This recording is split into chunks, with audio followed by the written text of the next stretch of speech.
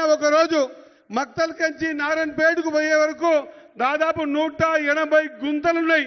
ఆ రోడ్డు దాదాపు 40-50 ఏళ్ల కంచి ఎవరు కూడా బాగు చేయలే.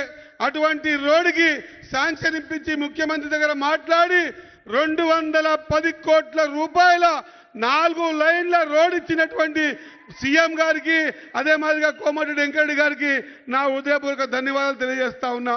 అదే మాదిరిగా ఇంకో పెద్ద ఆయన ఈ ప్రాంతవాసి ఈ జిల్లా వాసి మన జూపల్లి కృష్ణారావు గారు ఈ గుళ్ళు గోపురాలకి దాదాపు కొన్ని కోట్ల రూపాయలు ఇచ్చినటువంటి ప్రదాత, వారికి కూడా నా హృదయపూర్వక నమస్కారాలు తెలియజేసుకుంటూ అదే మాదిరిగా నా సోదరుడు అనిరుద్ రెడ్డి గారు, సీనన్న గారు, వీరపల్లి శంకర్ గారు, మా వంశన్న గారు, శివసేన రెడ్డి గారు, మా శివబావ గారు, అదే మాదిరిగా జిల్లా అధ్యక్షులు, అదే మాదిరిగా మార్కెట్ కమిటీ చైర్మన్ గారు, మాజీ చైర్మన్ రాజప్ప గారు, మా పెద్దలు సీతమ్మ గారు, అదే మాదిరిగా జిఎంఆర్ గారు, మా అన్న ఉపేదన్న గారు, అదే మాదిరిగా రాజు గారు, రాజేష్ గారు, అదే సంజీవన్న గారు, మరి పెద్దలు జితేంద్ర రెడ్డి కొరకు మా సోదరులు, వేదిక మీద ఉన్నారు, వేదిక మీద ఉన్న పెద్దలు మా బాలన్న గారు, కోళ్ళ వెంకటేశన్న గారు, ఇతరత్ర పెద్దలందరికీ కూడా నా హృదయపూర్వక నమస్కారాలు.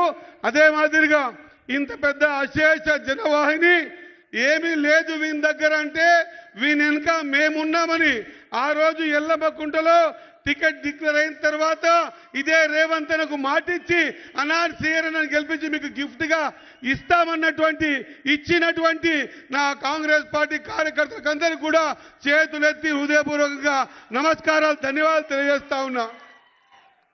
ఇది మీరిచ్చిన భిక్షనే. మీ ఇచ్చినటువంటి ఓటు ప్రకారంగా వచ్చినటువంటి ఈ అధికారాన్ని మీకెంత సేవ చేయాలనే దృఢ సంకల్పంతో రాత్రింబగలు ఒక్కటి చేసి ఈ ప్రాంతంలో రోడ్లైనా, బీటీ రోడ్లైనా, లేదా సంగమండ నేడుగం డ్యామ్ అయినా, ఆ డ్యామ్ కింద ఉన్నటువంటి భూములకు సంబంధించిన విలువైన ఆస్తులకు సంబంధించిన అంశమైనా, లేదా వ్యవసాయం సంబంధించినటువంటి భూముల విషయమైనా నేను అనుకుంటున్నా ఒక్కసారి ఇక్కడ వచ్చినటువంటి ప్రతి వ్యక్తి ఆలోచన చేయాలి. ఈ నియోజకవర్గ గడ్డ మీద ప్రతిసారి ఓ పెద్ద మనిషి వచ్చి ఇగో మా ఎమ్మెల్యేని గెలిపియండి, మా ఎమ్మెల్యేని గెలిపియండి అని మాత్రమే అన్నారు. ఇగో మా శ్రీహరిని గెలిపియండి, గెలిపిస్తే మీకు 1000 కోట్ల నిధులు ఇస్తా అని చెప్పి నిధులు ఇచ్చిన నాయకుడు రేవంత్ అన్న. మక్తల్ చరిత్రలో అభివృద్ధిని కాంక్షించి మధ్యలో అభివృద్ధిని చేస్తామని చెప్పినటువంటి సందర్భం మొదటిసారి. కాబట్టి మీరందరూ కూడా పెద్ద ఎత్తున ఇంకా ఆశీర్వాదం చేసేది ఉండే. ఎక్కడో లోపం జరిగింది, ఖచ్చితంగా మనం దీన్ని అర్థం చేసుకోవాలి. ఈ నియోజకవర్గం చిన్న చిన్న డబ్బులకే ఇబ్బంది పడ్డ రోజులలో ఈ రోజు దాదాపు 1000 కోట్ల రూపాయల అభివృద్ధిని మనకి ఇస్తా ఉంటే మనం ఎంత పెద్ద ఎత్తున స్వాగతం పలకాల్సి ఉండే. ఒక్కసారి ఆలోచన చేయాలి. మనం అవగాహనతో బతకాలి. ఇన్ని రోజులు అవగాహన లేకనే బతికినాం మనం. ఇన్ని రోజులు భయభ్రాంతులతో బతికినాం. ఇన్ని రోజులు ఎదుర నిలబడే బతికినాం. ఏనాడు మనకు కూర్చునే పరిస్థితి లేదు, ఏనాడు గేటు ముట్టుకునే పరిస్థితి లేదు.